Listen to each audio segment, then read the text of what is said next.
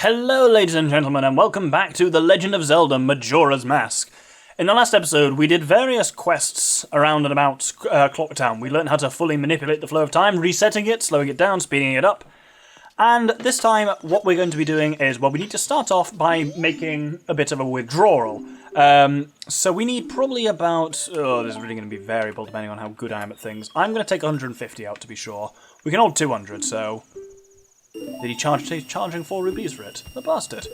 Well, either way, with that done, we need to head to West Clocktown. And here we have this building that's covered in flags and exciting things. Fortunately, this building is open 24 hours a day. This is the Swordsman's School. If we talk to its proprietor, this training centre is a polite 24-hour one-on-one training that will noticeably improve your sword skills. From now on until the end of the carnival, join at a special discount. That's the end of the 3rd day, yeah. So, will you try it? It'll give us 2 options, the novice course and the expert course. I'll start with the novice just to explain how swordplay works. Now, before you draw your sword, I shall teach you the basics of unarmed combat. I'll start with sideways jumps. Hold L to lock on, and then press A to jump to the left or right. Simple enough. Next is the roll. While targeting, press A to roll forwards. And then the backflip, which is the same except you press backwards. There we have it. Now think of the log as your enemy as practice your sword skills. The horizontal cut is just press B without targeting. The vertical cut, which is L target and then press B. The thrust, which is L target, hold forward and press B. And then the jump attack, which is L target and then with your sword drawn press A. And there we go. Do not forget what I've taught you thus far and do not neglect your daily practice. You can also press R to defend yourself with a shield. What matters here now is the expert course. This costs 10 rupees and is entirely worth it. You've got to cut down 10 logs using my most difficult technique. If you score a perfect 30 points, I'll know you've mastered all my secret techniques. 10 logs, 30 points. The only way to do this is, to get 3 points, you need to use a jump attack on each one, because... So, you can think of sword attacks as doing damage in this game. A hit with a sword, like a full... When you swing a sword, you do a 4-stage combo. A 4-stage combo deals 1 point of damage. A jump attack deals 2 points of damage, so it is a much more powerful attack. It's not always the most practical, but this is the game essentially trying to teach you early on. Jump attacks can be real nice. Obviously, generally speaking, human Link is much better at combat than Deku Link. Though there are some cases where Deku Link is useful, but the sword makes you very handy in combat. Impressive, impressive. I must give you something. Here. And he gives us a piece of heart for our troubles. Wonderful. And that starts us off on the next heart piece and gives us the Master Swordsman quest, which is now marked as complete. Wonderful. Now, staying within West Clocktown, we need to go to one of the houses on the right, the northernmost building. Here, you can see it's got a picture of a bomb on the side, so what could be here? If we go in... This is the bomb shop, which is also conveniently 24 hours a day. So here, we can buy various things. Oh, don't pour. No, we can buy bombs. We can hold 10 bombs from the start. If I buy it... Oh no, we don't have a bomb bag, damn it. Well, here's the thing. You get a bomb bag at some point in the game, but we can get a big bomb bag right away. For 90 rupees, we can buy this bad boy, which holds up to 30 bombs.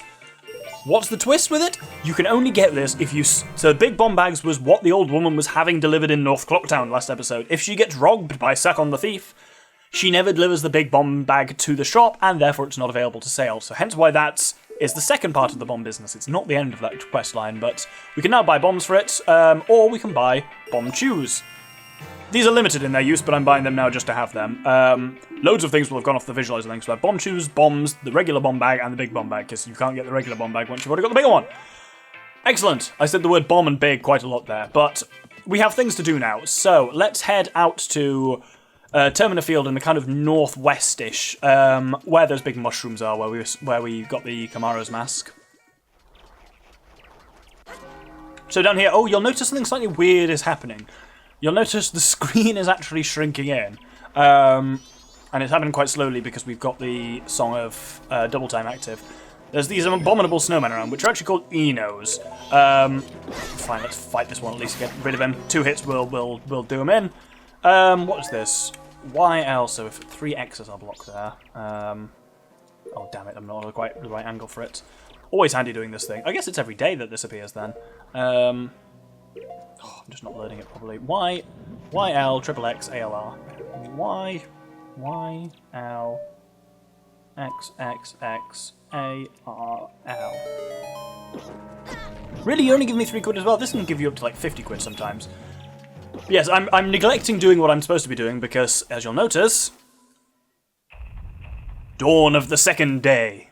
48 hours remain.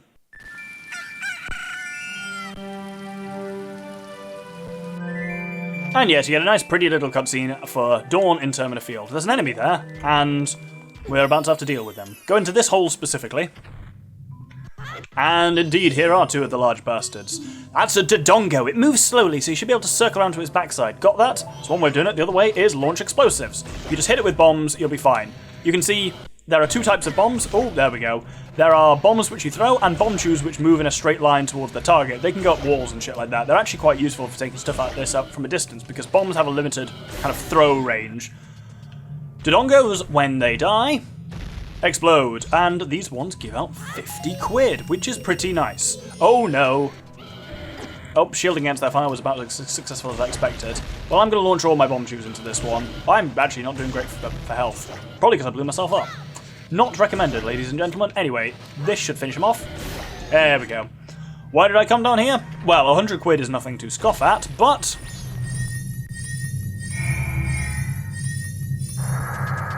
you can also get this chest, which contains... Oh, if I can bloody open it. Jesus, good lord, man. There we go.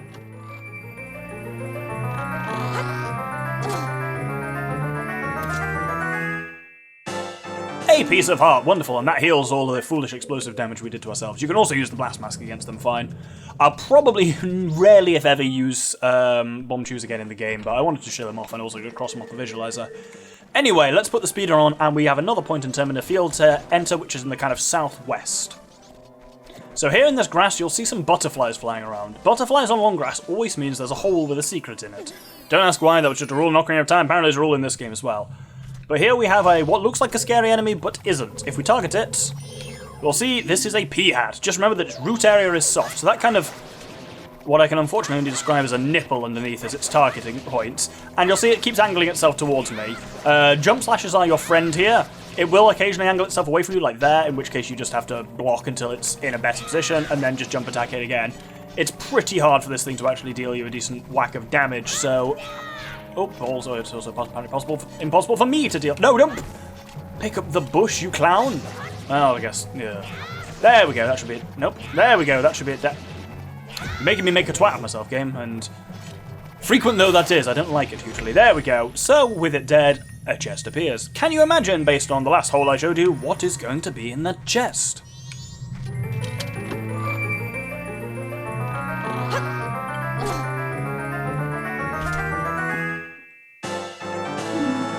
Indeed, another piece of heart for our collection. Now, what have we got next to do? Ah, yes. Time to actually go somewhere new.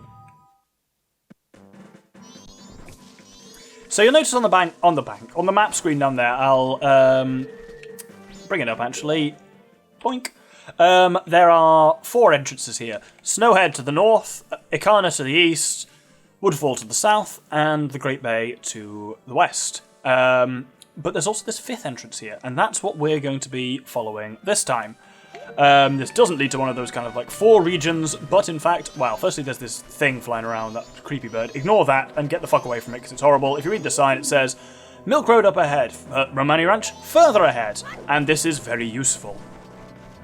But yes, that thing touches you, it'll steal items. It can steal your bloody sword and shield and obnoxious shit like that, so don't go near it. There's a fair few things here. There is an owl point, which if we activate it... Come on, there we go. That's a save point here, and it will also appear on the visualizer. We'll learn next episode, actually, what the point of those is beyond being save points. For now, we want to put the Deku mask on, because you'll notice there's Tingle. Oh, fortunately, yes, we can skip the creepy cutscene of Link putting the mask on. There's Tingle up there, and we can shoot his balloon down with our bubbles. I don't believe he'll interact with us as a... Oh no, he does interact with us as a Deku. Excellent. He says exactly the same spiel he said last time, but then he will sell us maps. So this time we're going to buy a map of Romani Ranch, which is the area we're currently in. Unveil it on the visualizer, please. So that's the Milk Road in Romani Ranch, where we are at the moment. With that done, he says his usual Kulu Limpa. These are Tingle's magic words that he created himself, don't steal them. But our real business is this guy over here. So he is valiantly chipping away, and if that's the work he's done, that's pretty good. You will notice, I pointed this out last time, and I'll point it out again, it's raining on the dawn of the second day, and it rains for all of the second day, and it does this every time. Unlike in other Zelda games, the weather in this one is not dynamic in any way. It is in a sense of it has a fixed cycle. It's always raining on the second day. So if you want rain for any reason, and there are gameplay reasons to need it, second day is your friend. Anyway, this guy is dutifully working ahead on this rock. Someone was up to no good mischief and blocked the road to Romani Ranch. Sorry, wait another day. So it takes him a while to clear it. Specifically, it takes him until the dawn of the final day.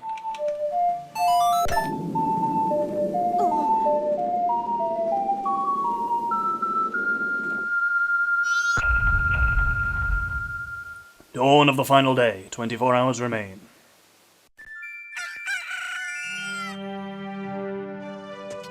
So now he's cleared the rock successfully. Oh, I opened the way. Is that all he says? I really thought he said something a little more useful than that.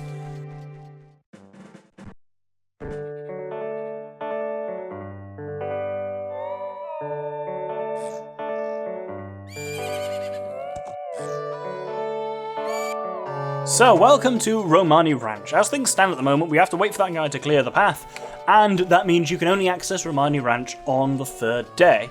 Unfortunately, by the third day, something bad has happened here. All I will say is, if you look around us, not a lot of animals here for a ranch.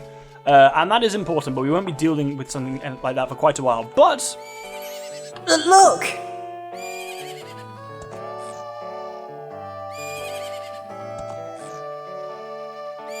Isn't that your horse? Indeed, it is our horse. She's the only animal left on the farm, and she is very much behind bars, or apart from that terrier, I suppose. And we can't really do anything with her for now, unfortunately. If we talk to the proprietor of the ranch, the only person that's left here, who's a small girl apparently, called Romani. Huh? You? Who? Who are you again? And that's all you'll get out of her. An adorable yet quirky girl from Romani Ranch. She lives there with her sister, Creamia. What an unfortunate name. But you can't really do anything with them for now because something bad has happened to all of the animals, and it happens before your man opens the door to the ranch. So we'll be dealing with that in the future. The only thing we can really do while we're here is you'll see there is this place with chickens painted on the wall. This is the Cuckoo Shack. So let's head inside.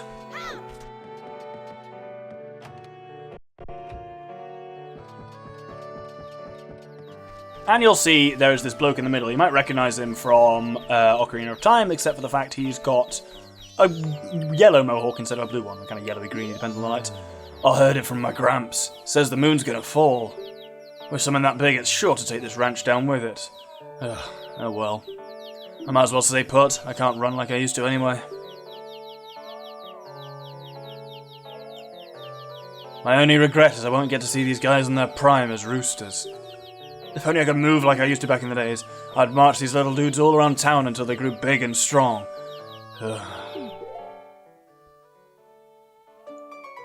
So that gets the Grog's entry for the Bomber's Notebook, Chicken Handler for the Cuckoo Shack. His appearance may be intimidating, but he's a real softy who adores his little yellow wards.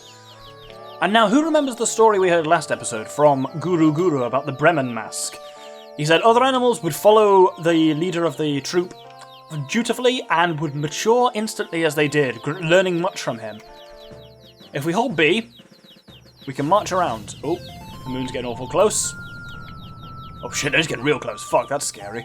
Ugh. Anyway, what we need to do is gather up all of the little chicks. They look much better in this version. In the old N64 version, they literally just look like little lemon blobs or chicken nuggets or something. But these are real chicks in this one. They certainly look a lot better. But this takes a while. So, and the music is infuriating, and you have to hold B the whole time, so I'm kind of holding my controller in what I can only describe as crab mode in order to successfully manipulate both sticks while holding B down. And it's uncomfortable, and it limits my ability to commentate, so, speed her on, please.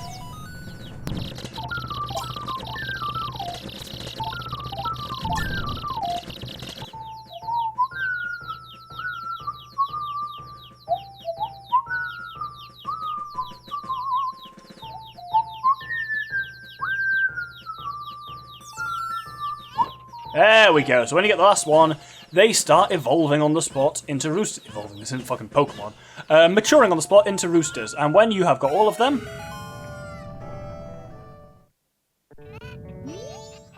They're all grown up now. How'd you do that? Just seeing these guys with a crest and all, I don't have any regrets about anything anymore. I'm perfectly satisfied. Here, you can have this from me. Nothing fancy, just an old mask I used to wear in my running days. So he gives us something incredibly useful, why I wanted to get this before proceeding onwards. This is the bunny hood. My, what long ears it has! Will the power of the wild spring forth? Yeah, these guys are all roosters! So that concludes the Cuckoo Shack's cute chicks. Fuck me, that's hard to say. But it gets us the bunny hood. The bunny hood was in Ocarina of Time, but didn't do anything. In this game, it absolutely does, and it's fantastic. Observe, if we run along, and then put the bunny hood on, it literally doubles Link's base movement speed, and is incredibly useful for that. What we're going to do now is basically go back in time. I just want to go back to Clock Town to deposit my money, but we'll walk back while I'll just talk a bit about the feel of this game, because you'll notice Majora's Mask is, in a lot of ways, it is a sad game. It's a profoundly melancholy game, because it's all based in this cycle. You're in a world that is doomed to die over and over and over again, and Link's the only person that can really, interact with that. He can fix some stuff sometimes, but then inevitably he resets time and it all just goes back again. He's the only thing that kind of remains constant throughout that. And so because of that, it does have a bit of a kind of sad feeling to it. But that's really... Am I going the right way? Is this the right way? Yeah. But my thoughts of this game don't so much dwell on the sadness of it as... The world is on its way out. The moon, as you can see, up... wherever the fuck it is. How can I not see it? Where is the moon? There's the moon. It's actually not that close because it's only dawn of the first day, but all the final rumblings on the final day are coming much closer. The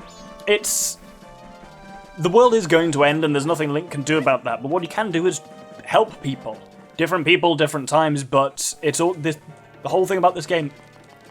Oh, we've not heard this music before, by the way, the manic kind of final day music here, but the kind of important thing with the game and its whole philosophy is you can't help everyone, but you can help some people. You can save some people's lives, you can save some people's happiness, you can let people ease their regrets before everything ends. And yes, that is a bit dark and sad, but I think in some ways it's actually quite nice that it's like, the world is ending and everything's terrible, but you can still do good things and help people out. And that's the kind of overarching feeling of this game, really, which I quite like, but it means a lot of people do just see this game as sad and depressing, and it has elements of that, but that's not all there is to it. It's a much more complex game than that, really. Anyway, with the money deposited, when we return to the dawn of the first day using the power of the Song of Time, items highlighted on the touchscreen will be lost. So anything kind of expendable, like, for example, your Deku Nuts, your Bomb Shoes, your bombs, money, will all go, and it's nice of it to kind of warn you of that this time. And indeed, when we fall through time, you will see all those things that we have, mostly our bombs, come pouring out of you. Anyway, with that, back on the first day, we need to go back to South Termina Field. So, you will notice I've activated the inverse Song of Time, as I almost always will when we have a busy day ahead of us. Well, busy 3 days, specifically. I've mentioned this before, a lot of people get frustrated at this game for feeling really pressured when it comes to doing events in time. Inverse time just really eases so much of that concern. Oh, the tree's reforming. But anyway, what we need to do is head down straight south to the road to Woodfall Swamp.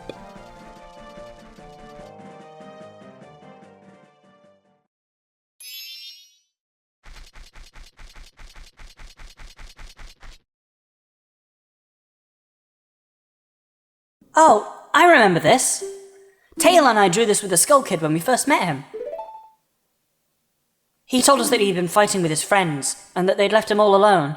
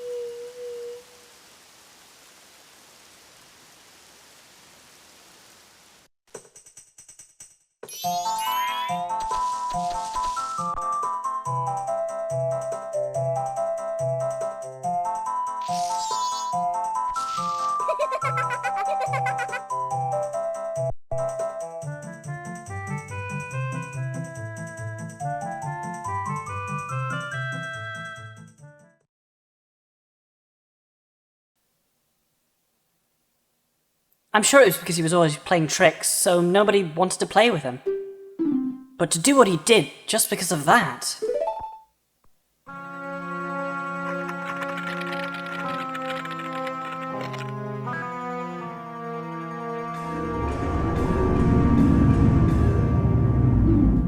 And once he got his power...